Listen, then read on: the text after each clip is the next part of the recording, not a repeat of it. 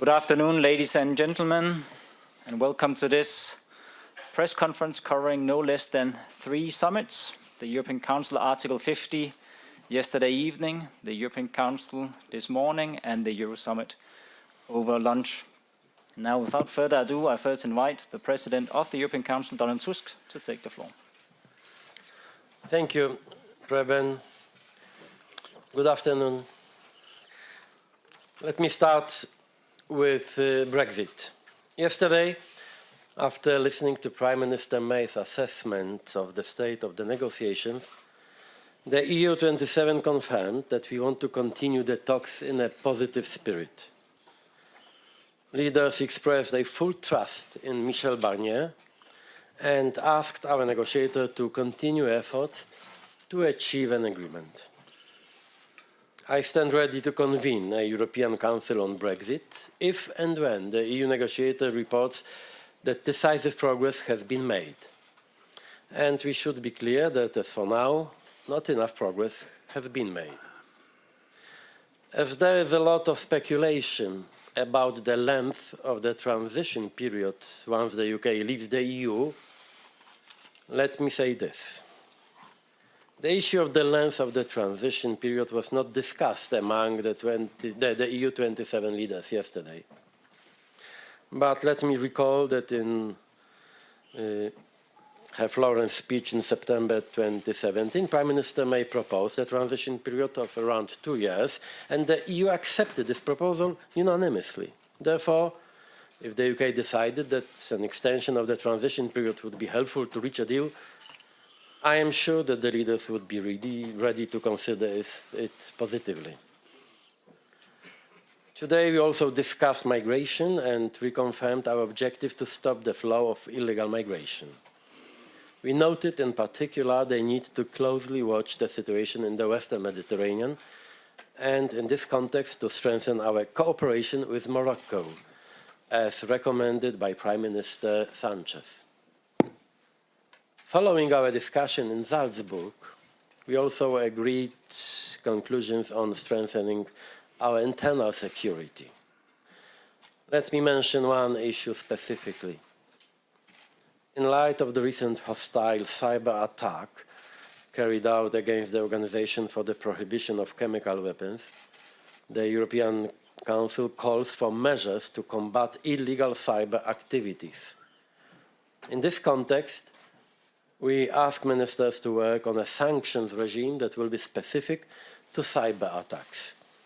Such a regime should help to protect our citizens, companies and institutions from all kinds of cyber security threats.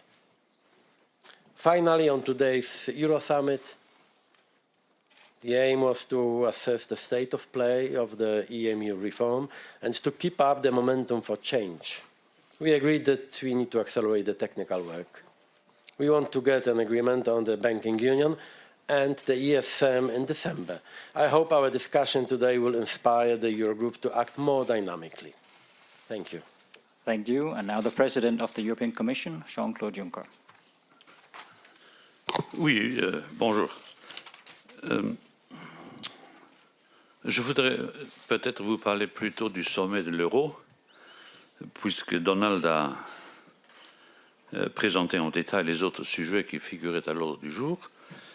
Sur l'euro, nous sommes tombés d'accord, pas pour la première fois, qu'il faudrait que nous complétions l'union bancaire, l'union des marchés des capitaux, que nous adoptions un calendrier pour ce qui est de l'examen et de l'adoption de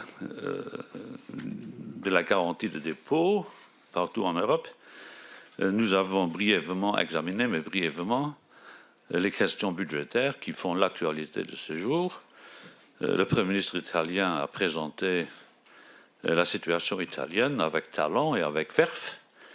Nous n'avons pas réagi à son exposé puisque nous sommes en train d'examiner le projet de budget tel qu'il nous fut transmis par les autorités italiennes avant-hier. Sur ce, je voudrais dire que nous ne nourrissons aucune espèce de préjugé négatif à l'égard de l'Italie. Le budget italien sera examiné avec la même rigueur et avec la même souplesse que nous examinons les autres projets de budget qui nous ont été adressés. Je voulais vous dire qu'il y a 4, 5, 6 pays qui donnent lieu à nous adresser au gouvernement de ces pays respectifs pour demander des informations supplémentaires. Mais j'ai lu, je crois, sur l'agence belga ce matin, que la Commission s'apprêterait à rejeter le budget belge. J'ai pu dire au Premier ministre belge hier soir que le budget belge ne posait pas un énorme problème, ni même un grand problème, ni même un problème, mais que nous avons des questions supplémentaires à poser au gouvernement belge. Donc tous ceux qui, dans une excitation presque incompréhensible, se sont penchés sur le cas belge ce matin, ministre compris, s'excitent sur des sujets où il n'y a pas lieu de s'exciter. Il faut toujours savoir gérer ces excitations. 2, nous avons discuté les perspectives financières 21-27 et j'ai été heureux de constater qu'aucun Premier ministre, ni aucune chancelière, ni aucune figure dominante, dirigeante de l'Europe a dit qu'il faudrait adopter les perspectives financières après les élections européennes. J'avais dit, comme je l'ai déjà fait plusieurs fois, que le fait qu'il y ait des élections européennes en mai ne reflète pas l'état de crise de l'Europe. Des élections en Europe, dans un pays, c'est ce qu'il y a de plus normal. Donc ce n'est pas un symptôme de crise et donc on peut décider jusqu'au dernier jour et je compte bien insister auprès de nos collègues au Conseil européen pour qu'une bonne décision budgétaire soit prise avant les élections européennes. Merci. Je vois que vous êtes scandalisé par le fait que je sais faire des propos brefs. Thank you. I now open the floor for your questions. The lady in blue, please. And we start with the lady in blue. Thank you. Catherine Fior, EU reporter.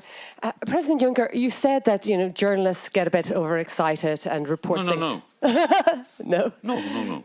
But do ministers. I said ministers. Ministers. Oh, sorry. Apologies. Journalists are never excited. They are bringing other people to be excited. Okay. Well, I hope I'm doing my job there. But can you say whether is there a lack of urgency among the heads of government about deepening the economic and monetary union?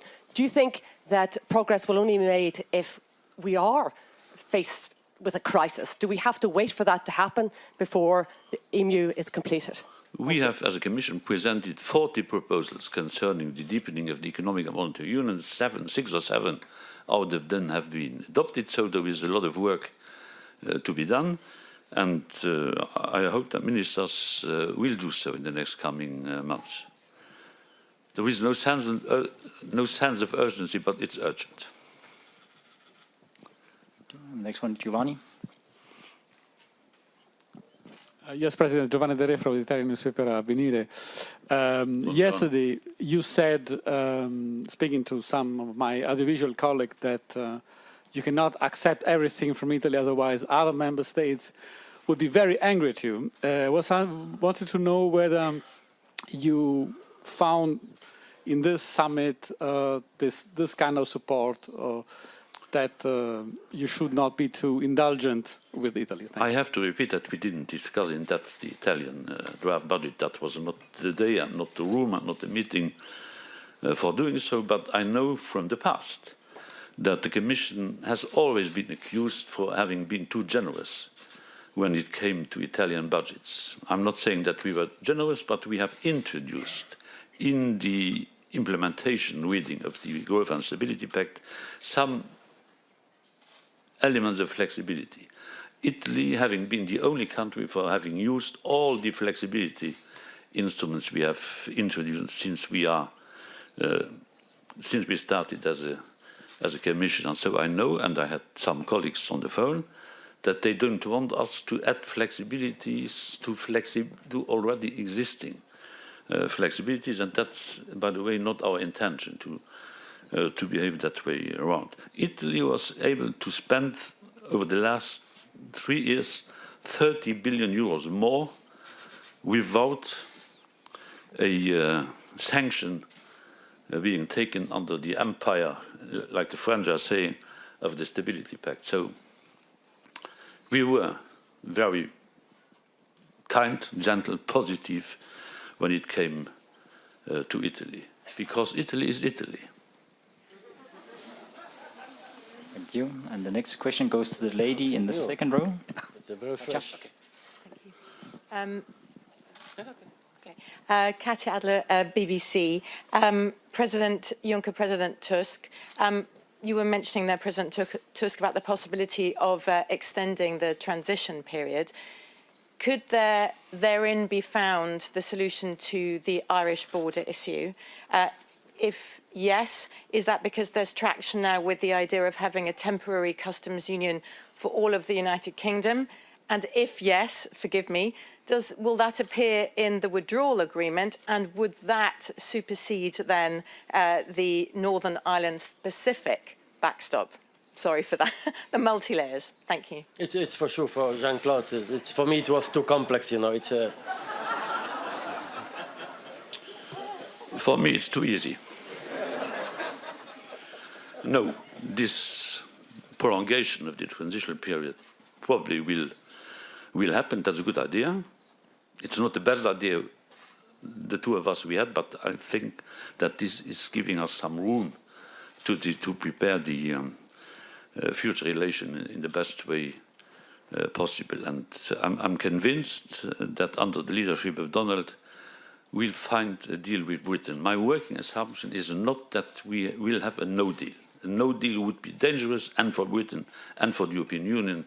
And instead of describing the differences, divergences we have to concentrate and to focus on the large number of agreements we have, and we'll add to this large number of agreements the 2-3 missing elements. It will be done. Thank you. And one more question to Lawrence. There is a possibility that the Northern Ireland specific backstop could be replaced with the idea of a UK-wide customs union. Sorry to... Madam, we are not in a negotiation room here. Sorry, maybe it's too general, but what I can say today is that we are in a much better mood than after Salzburg. And what I feel today is that we are closer to the final solutions and the deal. But it's maybe more emotional impression than rational one. But as you know, emotions matters also in politics. Thanks. Lawrence Norman of the Wall Street Journal. Two questions, if I may, one to each of you. For Mr. Tusk, if indeed there is an extension of the transition, is it clear to you that Britain would have to make additional payments to the EU budget? And for Mr. Juncker, US Commerce Secretary Ross surprised everyone yesterday by saying that President Trump's patience is not unlimited when it comes to trade talks with Europe.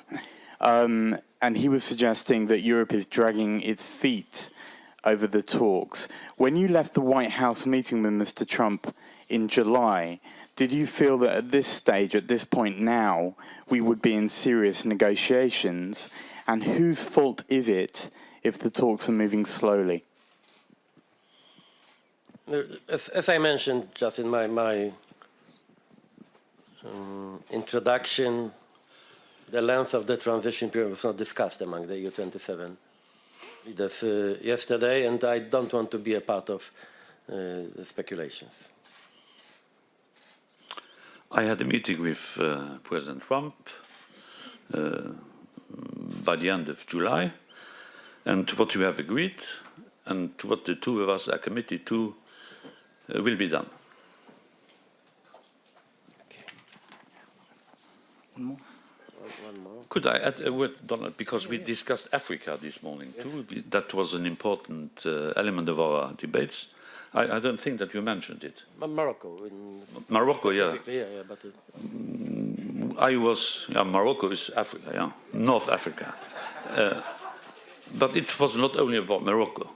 I wanted to say, as I did during the speech on the State of the Union, that this is not about migration. We want a fair, equal partnership with the African continent, because we do think that this will be one of the main problems we have to share together with the Africans. I will visit Tunisia later this month, and I'm intending to visit Morocco in January, February. So we are very close to the concerns of the Africans. But I wanted to say, don't make the mistake to think that this is only about migration. We have this external investment program. We have this African trust fund, and we have to build a stronger economic relation with our African friends. It's not only about migration. Thank you. We'll have one last question before the awesome. Catherine Châtignou, Les Échos. Monsieur Juncker, vous avez évoqué... Vous êtes où, madame? Ici. Ah, oui. Vous avez évoqué tout à l'heure la possibilité d'un accord d'ici la fin de l'année sur l'union bancaire et le mécanisme européen de stabilité. Vous n'avez pas parlé du budget de la zone euro. Est-ce que ça veut dire que ce projet est abandonné ou prématuré? Non. J'avais proposé, je crois, l'année passée, dans le discours sur l'état de l'Union, qu'il faudrait que dans le cadre du budget général de l'Union européenne, nous dédions quelques lignes bien remplies à la zone euro. On appelle ça budget euro ou ligne spécifique dédiée à la zone euro, peu importe. Mais sur ce point, le travail continue. Non, cette idée n'est pas abandonnée. Thank you very much. This concludes the press conference.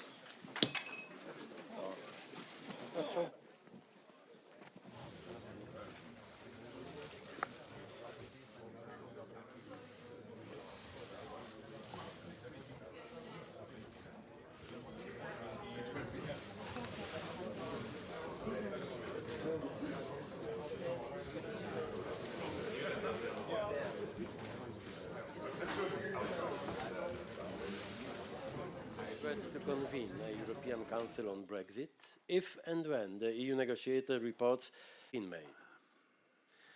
As there is a lot of speculation about the length, let me say this. The issue of the period of around 2 years, and the EU accepted this proposal unanimously. That's the situation in the Western Mediterranean, and in this context to strengthen our cooperation with Morocco, as recommended by Prime Minister Sanchez. Following our discussions, the European Council calls for measures to combat illegal cyber activities. Euro Summit, the aim was to assess the state of play of the EMU reform and to keep up the momentum for change.